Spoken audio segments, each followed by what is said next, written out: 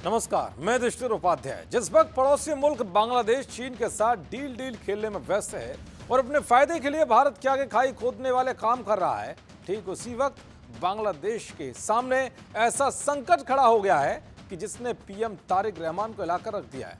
भले बांग्लादेश चीन के साथ मोंगला पोर्ट पर समझौता करके भारत की टेंशन बढ़ा रहा था और म्यांमार के बॉर्डर पर ऐसा धमाका हुआ कि जिसने पूरे बांग्लादेश में हड़कंप मचा दिया है।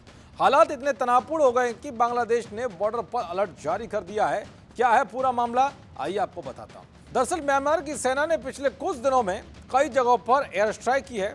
इन हमलों के बाद बांग्लादेश टेंशन में आ गया है। ऐसे में सवाल यह कि म्यांमार की सेना अपने यहाँ बम क्यों बरसा रही है और जब बम म्यांमार में गिर रहे हैं तो बांग्लादेश की सेना अलर्ट पर क्यों आ गई है। तो आपको बता दूं कि इसकी सबसे बड़ी वजह रोहिंग्या मुसलमान है। म्यांमार के उन इलाकों में लगातार हवाई हमले किए गए हैं जिनमें बड़ी संख्या में रोहिंग्या आबादी रहती है। म्यांमार के रखाइन राज्य में अराकान आर्मी और म्यांमार की सेना के बीच संघर्ष चल रहा है। अराकान रोहिंग्या साल्वेशन आर्मी से जुड़े माने जा रहे लड़ाकों ने अराकान आर्मी के काफिले पर हमला किया, जिसमें उसके कई लड़ाके मारे गए। इसके बाद अराकान आर्मी ने कुछ स्थानीय रोहिंग्याओं पर ARSA की मदद करने का आरोप लगाया। इससे आम नागरिकों पर दबाव और बढ़ गया। स्थानीय लोगों का कहना है कि वो दो तरफ से फंस गए।